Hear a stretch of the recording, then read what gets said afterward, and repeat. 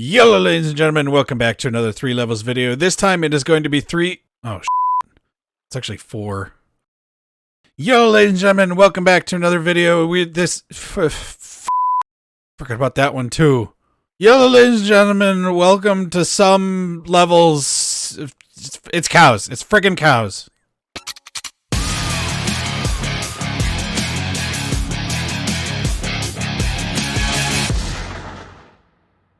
Alright, so this is on cows, and technically one of these is based off of level 2 just with some deco and a different kill chamber.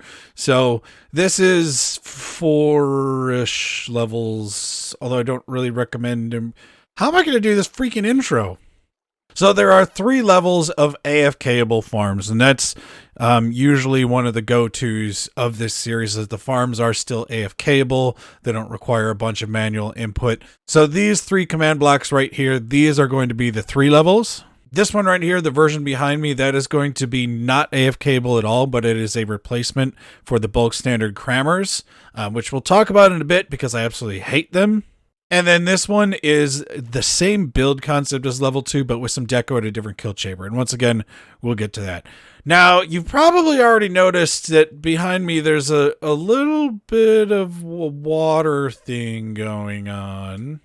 And we'll get to why that is going to be later. But first, as always with 3 levels, down in the video description, there will be a world download where you will actually spawn in right here, and you can see all these for yourself. You can grab your schematics, you can make your changes, make your plans, whatever you want to do there. So check down the video description, that will be down there. And before we get into all the designs, let's first talk about cows. As I'm sure most of you know, cows are a passive mob in the game of Minecraft. They count towards the passive mob cap. And when you kill them, the adults at least, they drop beef and leather. We can use the leather to make books out of. We could use the leather. I mean, you could make armor if you really want to. Usually use it late game for colored armor, for decorations. But the beef, or steak as it's called in its cooked form, is one of the best food sources in the game. There's always the argument of what's better, the cooked meats or the golden carrots. You can land whichever way you want on that. But out of the meats, the 2 that have the best stats to them is the steak and the cooked pork chop. Now, before 1.16, your best source then was doing cows, because sure, you could, breed pigs and get pork chop from the pigs, but cows would also drop leather, so they were kind of the go-to. Then comes along 1.16 and drops in a totally broken mechanic, making this farm feed an entire server for an entire season. So I'm up here on the nether roof, and this is, just a hoglin farm that scares the hoglins away from there, and you go up on the nether roof and you build this tiny little thing, and this gives you so much cooked pork chop and so much leather, it's literally ridiculous. We survived off of this farm for the entire season 1 of Syndicate. Now, those of you that have been following my channel for a while know that I actually did a 3 levels of hoglin farms video that had those 3 levels to get you what you need, and I mean, it was ridiculous. So that being said, once that video was done, I kind of got sick of them, and I wanted to come up with something different. And you know what? I thought it was fun to bring back the steak, because then you get the steak and you get the leather. The other reason being is that farm is really easy to build on the nether roof, but not every server has access to the nether roof. Some servers disallow it, some servers just flat out frown upon it, and maybe it's not even the server. Maybe you're just playing a game of hardcore where you want to play glitchless, and you don't want to use the nether roof. That's fine, there's nothing wrong with that, but that means hoglin farms are out. So let's bring back the cool farm, the cow farm. There are going to be 2 ways to get cows, and that's going to be either through breeding, just the normal means, give them some wheat, they make a baby, or through respawning. Problem is, if I take a look at the mob cap here, I have 281 passive mobs loaded out of my possible 10. So that's going to be a project, but we'll get to that later in the level 3. For the first levels, we're all going to focus on breeding. Now, we're going to start out with this, and I want to start out with this for a very specific reason, because there is a bulk standard version of a starter cow farm that I hate. And that is what is commonly referred to as the cow crusher. You have all your cows inside of here, you press a button with water, turn them on, you start breeding your cows, and then they all breed, and as soon as they have the babies, they start dying of entity cramming damage. And you get their drops and this, and it's this nice little thing, and then you turn it off and they'll drop back down. This requires you to keep 24 cows inside of this little space right here at all times. So they're constantly colliding with each other. The main reason I dislike this is you can't expand it ever, because as soon as you have 25 cows in there, then the number one cow dies from entity cramming damage. And when you come breed these guys, all those babies that pop out, since you have 24 in there, they're making 12 babies and killing off 12 cows at a time. And those are the adult cows that are dying, not the baby ones. So now you have to wait 20 minutes for this cow to grow up in order to be able to be breedable. So not only are you wasting time, but then a lot of bases turn into having this, where you've just scaled it up and just have a bunch more cow crushers, or you have some for sheep and you have some for pigs. And now we very quickly not only killed our FPS, but look at that MSPT up there. So our MSPT went from this, where we're only at about 6.5 MSPT, to this. 32 MSPT for just our cow farm. It's not great. So if you're on a server and you're starting to have lag problems, and you know it's not a communist server, so you have everyone has their own bases and their own supplies, ask how many people have cow crushers in their base, and yeah, and whether they've got it loaded, it's just ruining everything. So I know this seems just great and simple, and it is simple, but in the long run, this is a killer because entity collisions matter so much more than you think. So we want to try and avoid collisions as much as possible, or at least spread them out so it's only one cow at a time colliding with something else. So that being said, let's get into version 0, the replacement for the early game crusher. This right here is still very simple. You can see my MSPT is still nice and low. So even if you're to scale this up, you would not be that much bigger. So here we had to scale up to about 2,500 cows to hit that same MSPT low because they're not colliding. This is still very resource cheap. You can see all we're using is chains and fences. And it saves the adults and separates the babies from the adults, as we'll see in a minute here, so that you can keep the adults, and that means that instead of every 20 minutes, you can breed every 5 minutes. For those of you who don't have your calculators, that's 4 times the speed. So let's see how this works out. You get your wheat from your field. So if I got my wheat here, I'm going to come in, and then all we need to do is run in here and just look up and just hold down our right click and hit each one of these cows.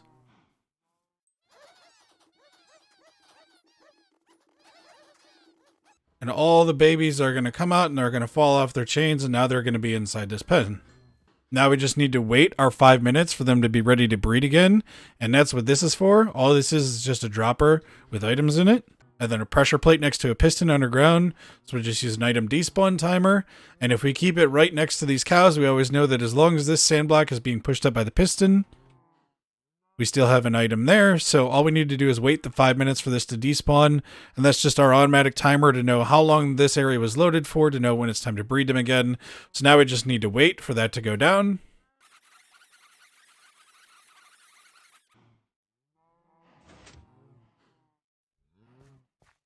And now that that's dropped down, I know I can come back in and see, even though the babies are following me, I'm not accidentally clicking on them because they're too short.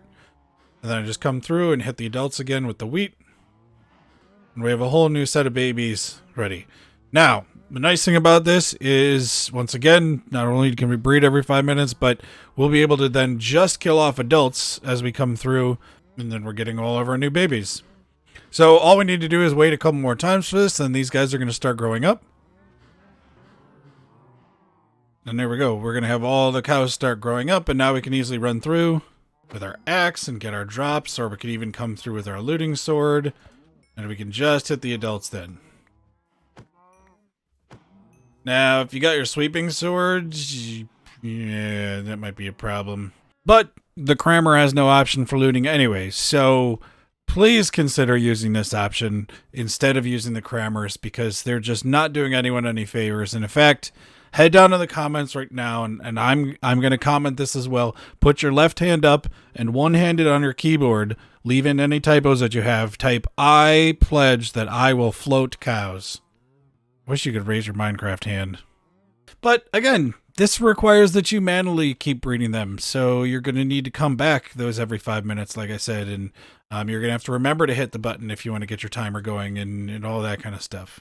So let's move into the first AF cable setup. Now remember the rules. Version 1 requires no nether materials, so you don't have to go to the nether at all.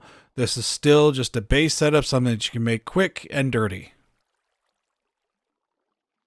Once again, you'll note we are not crushing cows. So they are kind of going around in this circle here, and that's how they're being moved to the player. But each cow is only touching 2 other cows at any given point possible. So they can't move through each other, so they're only touching 2 at a time. So what's going to happen is we're going to put our wheat in here, and this is how we're going to supply wheat to the player or the bot. And then we're going to stand right here. We're going to take a stack of wheat. Make sure that our inventory is full of something else. So in this case, I'll just slam my inventory with dirt, but you can do, just anything that you've got in your inventory. I'm going to turn on this lever for a clock. Once again, this is a quartzless clock because no nether material.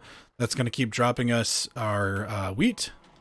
And then I'm going to stand right in here, and when I use a wheat, I'm going to be able to get myself replenished. And this, you just hold down your right mouse button, or you can use the F3T trick, or you can use Tweakaroo, whatever you want to do. I'm going to use Tweakaroo so that we can go into free cam and take a look at this. So you're going to feed the cows as they move around. They're going to have babies inside the water stream, and then the baby is going to come right here and fall down in this hole. Now the babies are going to come under here, and you may be saying to yourself, well, now there's babies cramming under here. Actually, we're getting them onto a fence right here.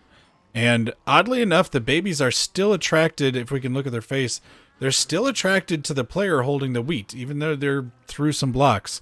They still recognize the player holding the wheat. So they want to come to the center block. They hit the ladder, and you can see the ones that aren't cramming are actually floating. And that means they don't have to worry about cramming or calculating their collisions or anything. And then on top of that, we also have a cow right here, an adult cow, because they will want to pathfind to their adult if they can't see your wheat. And we're going to get into that in level 2. I don't think this is that necessary in level 1, but it's good because if the babies lose track of the wheat, then they have an adult cow that they can pathfind to, as well as some grass blocks. I checked the code, and for some reason, they're definitely preferring to path over grass blocks. So we just threw a couple of glass blocks there to pathfind them into the ladder. And then because all the cows are moving around to the player, as soon as they're ready to breed, they're coming back around, then they'll hit the player again and they'll accept some wheat. But since the babies are removed from there, we don't have to worry about the babies eating our wheat. And then the babies are down in this little chamber, and this was inspired by Method's villager sorter. So when a baby grows up in that chamber, it becomes tall enough that these are waterlogged trapdoors. So it floats up inside the waterlogged, and then it floats up in this water, and then gets pushed over. We can see it gets pushed up there. And then we have these slabs here to keep it from flowing up in the lava so that its items don't burn in the lava, and then they just get sucked into the hopper.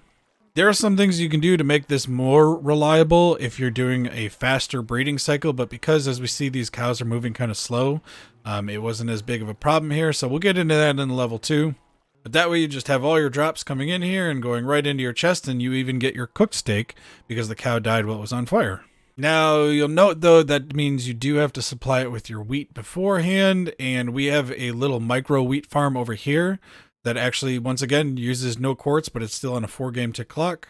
So you put your bone meal inside these chests here. These 3 chests are then going to feed into the 3 dispensers, and those all get fed at the 2 times hopper speed. I'm going to once again go into survival. I'm going to turn on the clock, and I'll come down here and just look at this farmland.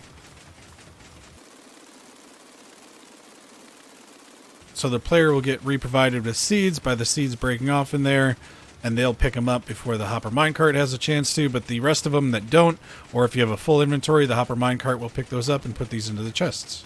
So you have a nice way to, once again, AFK farm your wheat up. You can add more chests onto here if you want, but if you're getting to that point, I think you're probably already ready to, have an observer clock here or something. But all we have here is we have this torch burnout clock in place of an observer clock. And if you saw my technical Minecraft for cheapskates video, this is going to be the same speed as that observer clock. But we didn't have to go into the scary never. I'm just kidding. I've died plenty of times in the nether. I do also have a little miniature wheat farm version over here hooked up to the farm. So if you look, it's just right over here.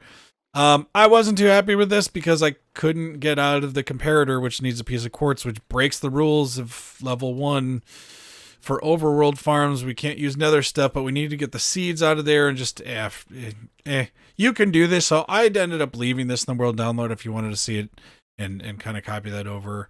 But it does mean, you're not going to be able to keep up with the wheat needs of this actual farm. So yeah, I don't know if this is actually worth it. You'd have to build more of these on to be worth it, but it's an option. Maybe you just set this up and then you AFK this overnight or something. You go off and you have your dinner or something and you come back and now you've built up some wheat by doing this. But again, even the auto dropper here, at that point, you might as well, just use another comparator on the dropper to do an auto dropper, but this works. This will burn out that torch, but because it's constantly getting updated, it comes back on fast enough in order for you to be able to not have the filter items run out. So the lowest I saw it got was 30. Now this exact setup here with the 32 cows in it, you're looking at 600 steak per hour. But I still wanted to have something that was more sustainable, that was purely AFK, that you just turn it on, walk away, and it's going to keep feeding itself. This design here, if you run out of wheat, it's going to stop breeding. If you don't build enough, proper farm there to keep up, or the villager dies or something, then you're not going to be able to keep up with. You're going to come back. You're not going to have very much. And that's where version 2 comes in. So this is going to be purely AFK for an infinite amount of time, and it's 1200 per hour. This we call the farm. So what we have here is we have 64 cows. They're all lined up and they are actually shoved into that glass so that they can't move over. So you can see their head is actually inside of those glass blocks. And we're going to have this rail system where they get fed by either a player or a bot. And it's also going to be supplied with a much larger villager wheat farm. And we have enough here. So we have the 12 modules and that's enough to keep up with this. Plus have a little bit extra just in case you get kind of random slow pickups. So all we're going to do to run it is we're going to get in the cart. We're going to start out with our 64 wheat in our hand. And in fact, I'm going to go into survival mode just to show it. You're going to get ready to look straight ahead towards where you're going to run in front of those cows. In this case, straight east. I'm going to turn on the breeder, turn around and hold my right mouse button. And then what you're going to do is you're going to feed every single one of those cows. Let me go into free cam here so we can see we're using waterlog rails to slow you down to make sure that you can hit every cow. And then those babies are walking off because they see these trapdoors as full blocks. They walk off, fall into the water stream. The player or the bot then gets resupplied with another stack of wheat. And all the babies move down the water stream to fall down into this chute, to get put down this water stream, where they end up coming down here, and once again, they want to pathfind on those grass blocks. They run into this twisted vine here, so same thing as a ladder, but they can see through it better. At least in my experience, they're just running right up there now. That's because we've moved them far enough away from their original parent that they've lost tracking on their original parent. That's why I had them drop down this far, so that by the time they get down here, we can see every single one, as soon as it hits that grass, is going to boom, run right into that corner. There's a cow there. So it's going to be the same style where we've just got these waterlogged slabs here this time. And the water flowing on top of it, and that will push them over. And in this case, we're using chains. You just want to make sure that once they get here, they can't float too high so that the items can touch the lava as they pop out. Now, once that breeding process is done with the player or the bot, we're once again just using the item despawn timer. So we're just reusing seeds that are coming out of this to have our item despawn timer. And that's going to then push on the pressure plate. And as soon as that then despawns, it's going to send the minecart off again. I'm going to show that, but I'm just going to collect this item and we're going to show he's going to take off. Now in this case, since I took it away, they aren't ready to breed yet. So that's why it's normally waiting for the despawn timer to go, but whatever. So even if you turn this off and then turn it back on, you try and spam this, you're still not going to send it because you're going to have that item on there and that item isn't going to get despawned by just pressing a button. Then all you got to do is wait for these cows to grow up, and same as before, they're going to grow up into that water stream and get pushed over. Like I said, under the chain or the slab here, just making sure they don't float up. All the items come into there. In this case, we're shooting them back into a water stream and then sending them up. They're actually going to recycle the same item stream over here, even though these items, you could have a separate water stream going up. Figured, why not just have both of these converge into one, into the item filters. And then we can see all the villagers over there as well. I'm going to go ahead and turn on the wheat collection so that this is all automatically refilling itself. And all we're going to do is we're going to send hopper minecarts just over to pick up all the wheat that the villagers are dropping. And then we're just unloading. Now, I didn't use the new hopper minecart unloaders that we got in 1.19 for two reasons. One, I started developing this in 1.18 way back in the day before I picked it back up recently. And then the other being, it's just kind of overkill. You know, I mean, yes, we're going to get rid of them, but we have to have more redstone to do that. And you can see they're not picking up many items, so they're not leaving items sitting around for too long anyways. But those all just get shot in the water stream and once again sent back up. We then, right here, we filter out the seeds so that we can make sure that we have a supply for the dropper to set the item despawn timer. And then the wheat right here to fill back up the set of droppers. And so we have 2 droppers right here, each dropping 32, and that's going to give us a stack of 64. Now, for your villagers, what you want to do to keep them, you know, working away and dropping their wheat on the ground is filling up their inventory ahead of time. Now, you can fill up their inventory ahead of time with a bunch of stuff, but I find it much more resource friendly to just use an anvil and rename some wheat. So they have 8 inventory slots, and we want them to have just 1 inventory of seeds and the rest be all filled up, so that their inventory is always full and they can't ever pick up the wheat. So all I've done is I've just renamed these stacks. So this requires only 7 XP to do. We just have wheat 1, 2, 3, 4, 5, 6, and 7. Give 1 of these to each of the villagers and then a stack of wheat seeds, and boom, they're ready to go. Their inventory is nice and taken up. Just don't do this with seeds, because even though your seeds may be more plentiful, you have them sitting around in your inventory everywhere. Even if they're named, they can still plant the named seeds, so they can potentially run out. If you got that many seeds lying around, though, that you're going to fill them, just by all means, just, you know, you can fill up their inventory with anything, just as long as their inventory is full and has a slot of wheat seeds. So this is the version I built on Syndicate. This is the version that I built, and then a couple days later came back to it to turn it off, and it produced us 42,000 cooked steak. Before I leave this area, I do want to show how you're going to get these cows in. I'm actually going to remove these buttons. I had put those on with fast place and put them on in the wrong spot while I wasn't thinking. So I have this little setup right here, and what you want to do is, you know, we've already got those ones in there and the glass block is down, and we can see again, if I look at their hitbox is tall enough. You won't be able to go in there, but I could just put down some water. He's going to get pushed down that way. Now you can either push the cows in or you can walk him in with a lead, but then he is pushed all the way down. He's pushed up against that glass block, and boom, I can hit that button and it's going to push him right into there. You don't want to put it on top, because then what's going to happen is you're going to have multiple ones firing. Yeah. Then we put in our next cow, and we can see that water is keeping him pushed in there, so he can't get out of that glass block. And if I look on top here, you can actually see that cow's hitbox is smaller than the glass block, so he would be considered to be intersecting with the edges of these when he tries to walk out, so he's not even going to try and walk out of there. And we just see, even though he's getting pushed by the water, we just push it down. Even if he's kind of halfway there, the water is going to push him the rest of the way into the block. Here's a good example. I'm going to hit a little early. The water still pushes him inside that block. And then also one thing to note with constructing the water, you're actually going to need this for the previous version as well. But what's going to happen is if you have waterlog blocks, like these waterlog trapdoors, the waterlog slabs, then try and run water over it, the water's just going to flow into it. So you need to start out with those slabs or trapdoors or something not waterlogged so that it will flow over the top of it. And then you need to come back in later, and you know, you can do this from up top, just doing this to make it easier to see. And then you can fill those in and waterlog those with your water buckets. And now you have that still water, but the water stays flowing up top. So this, I'm just demonstrating on one of the earlier chambers here. I'm going to go ahead and leave it in so you can mess with this and check it out for yourself.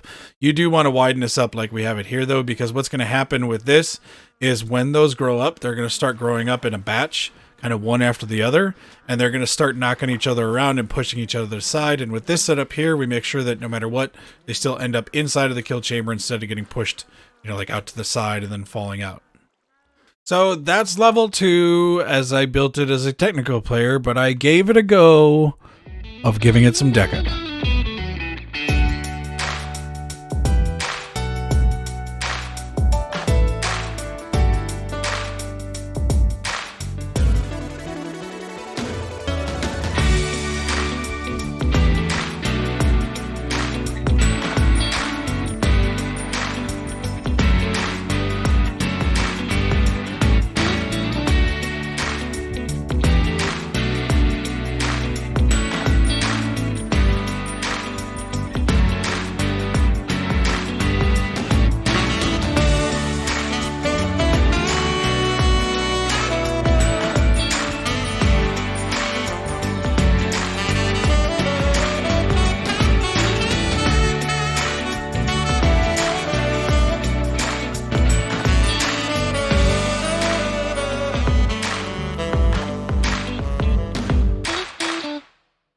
So we've made a little barn for them. It's going to be the same contraption inside of here. So we still have the same setup with the cows being shoved in the glass blocks. We have the same circuitry over here. But we've just moved the field over and we've rotated it. So we just have the same kind of operation here. Hopper mine carts underneath are going to pick up our items and send it through a water stream. There's still going to be baby cows being sent through your water stream, which, by the way, if you're having issues sending one tall mobs through a water stream, take a look at this, putting a wall down there. Nice and easy way to do it. They're still going to be put into the same type of stasis chamber where they want to pathfind over the grass blocks to the adult. And then they're going to come over to the twisted vines where they're no longer going to cram each other and collide. They're still going to grow up into the stasis chamber. But, wait, where does he go?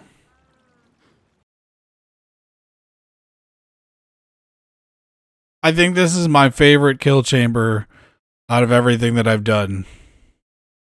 So we're sending the cows here. They touch lava, so they start on fire. And then they get launched via this slime block launcher to go up and over. And then they're landing on the stone cutters, which don't actually, do anything. They're dying of the fall damage, but we make it look like it's a meat grinder. But it's nice because they're a half block, so the items can just get sucked up through hoppers. And then we're just sending all the drops over to this other silo where we have a storage system. Nothing fancy there, just your bulk standard storage system. So yeah, this one was just having a little bit of fun with it. And then the fun kill chamber. But the other level 2, the non-deco version, is the one that we did build on Syndicate. So I guess we're not cool then? Yeah, that means we're not cool. So this is the same exact principles as that level 2, and that's why I call this a level 2 with Deco. Even though it has the slightly different kill setup, instead of just straight in lava, it's starting them on fire and then launching them. That was just for fun. So that's it for this. Now it's time to get to the final one, I promise. Normally we label this as approaching OP.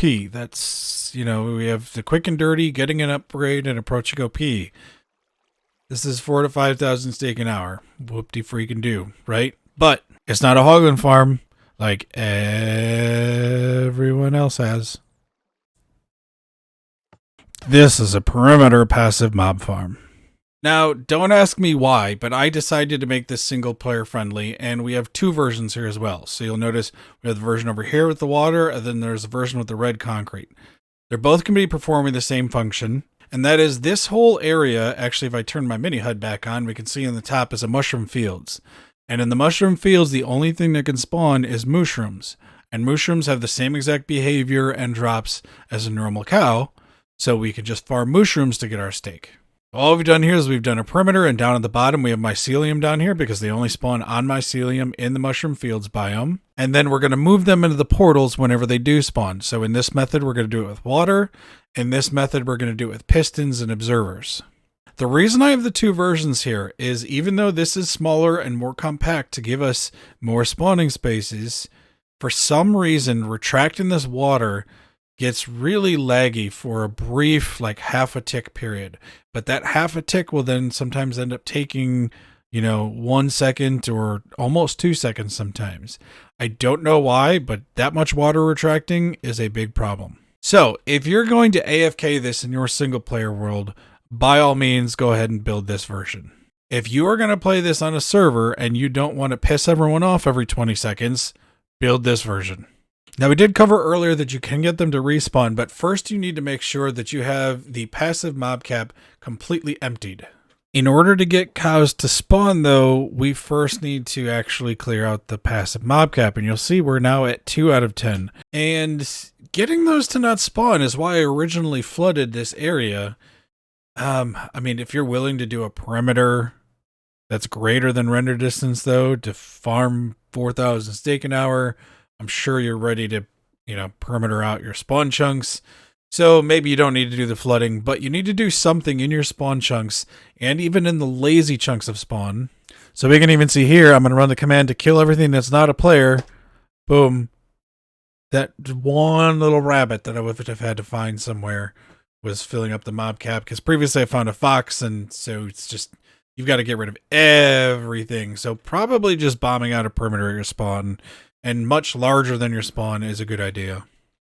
But just know that if you're on a server, just having someone in the overworld in an area that's not perimeterized is going to have enough. I mean, 166 is a little bit more than 10, so it's already killed the spawning. So only once you've got your spawn chunks completely cleared out, we can see 0 out of 10 there, that's when you can run this.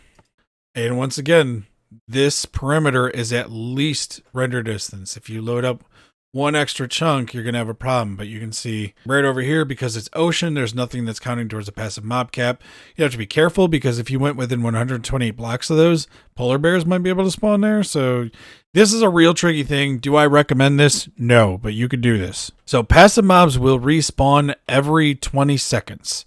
So every 20 seconds, the game is going to look and check to see, is it below the passive mob cap, which is 10 in our case because we're just one player here in one area. And if so, then look for places to spawn passive mobs. They follow the height map, so that's why we're in a perimeter. They need to spawn on their specific type of block, which was, for most of them, is grass. Foxes have a couple other blocks types, like coarse dirt and snow, depending on the biome they're in. Mushrooms is mycelium, so that's why I have all mycelium here.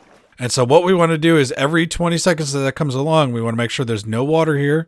So we have all our spawning spaces.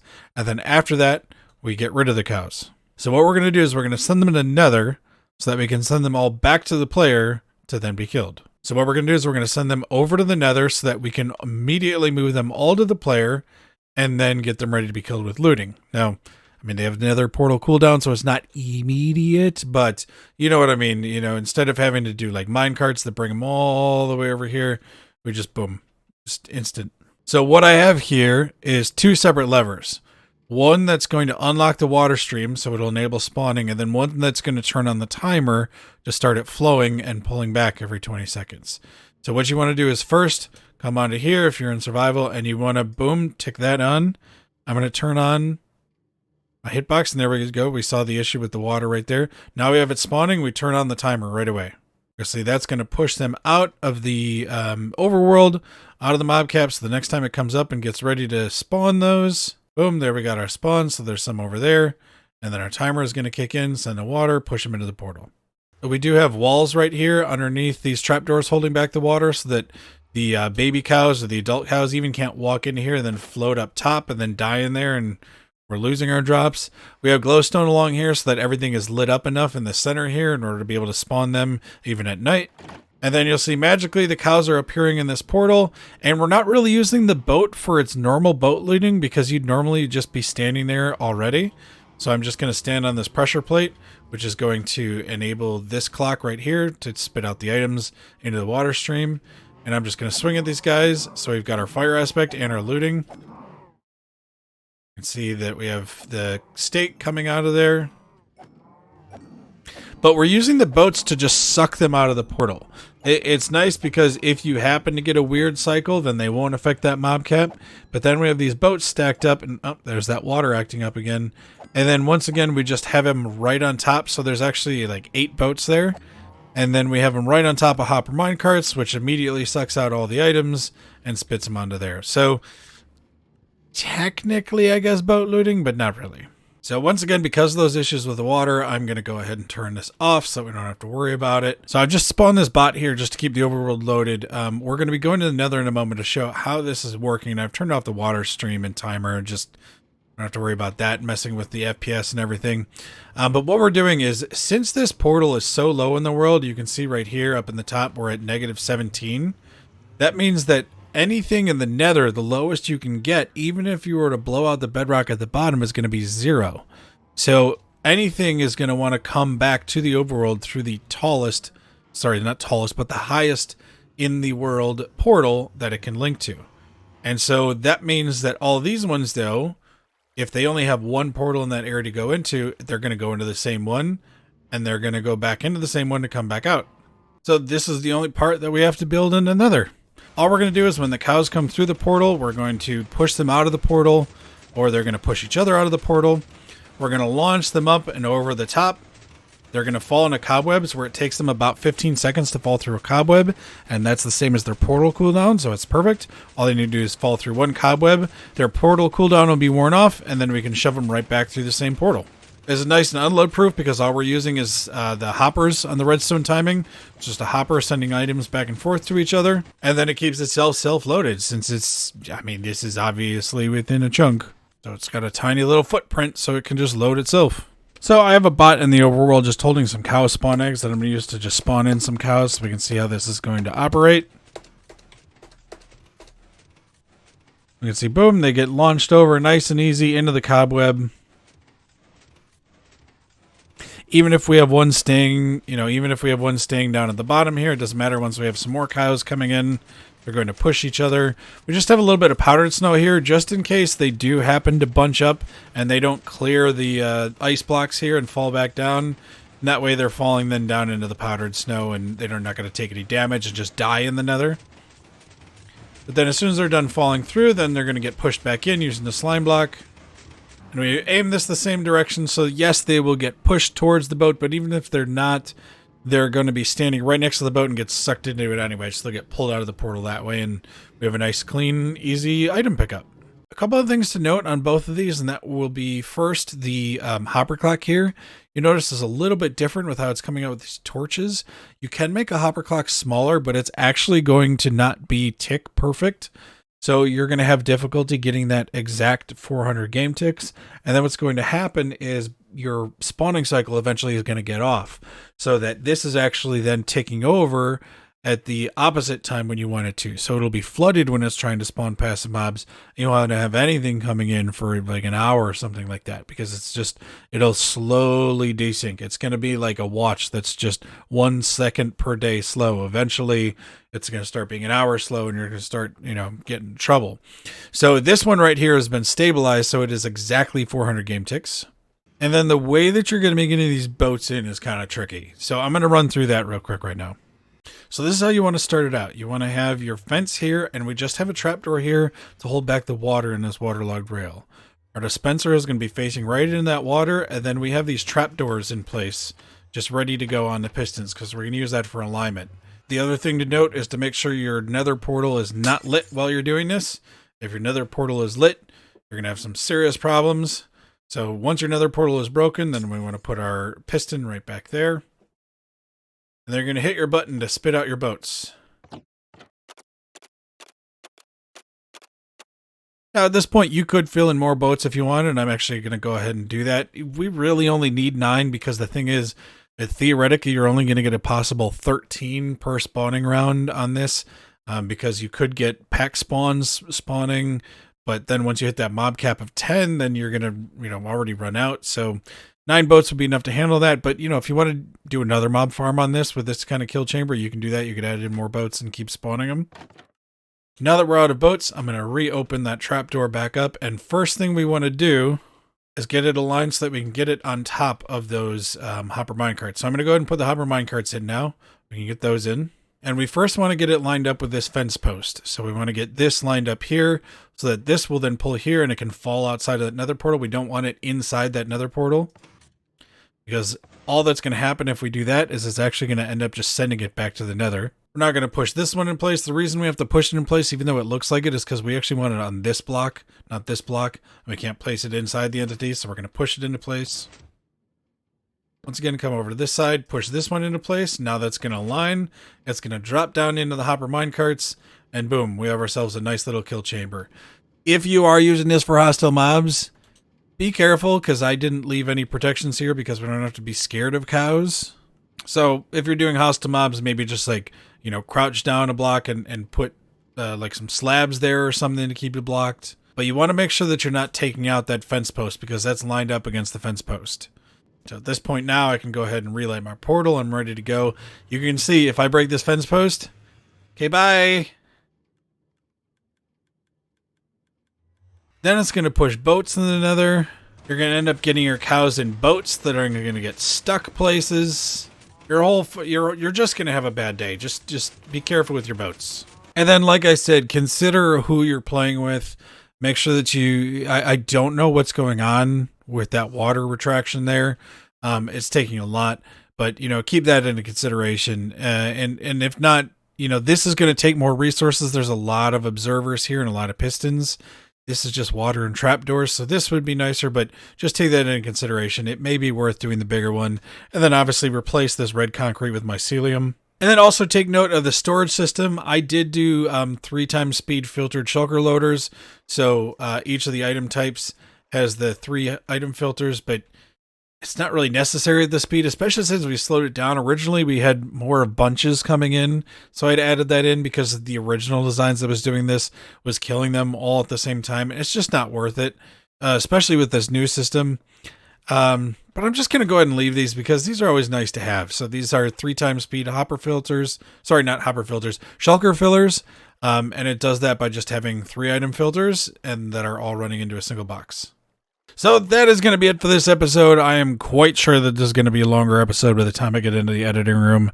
Let's see. How long is recording time? Oh, 3 hours. I have to edit down 3 hours of footage.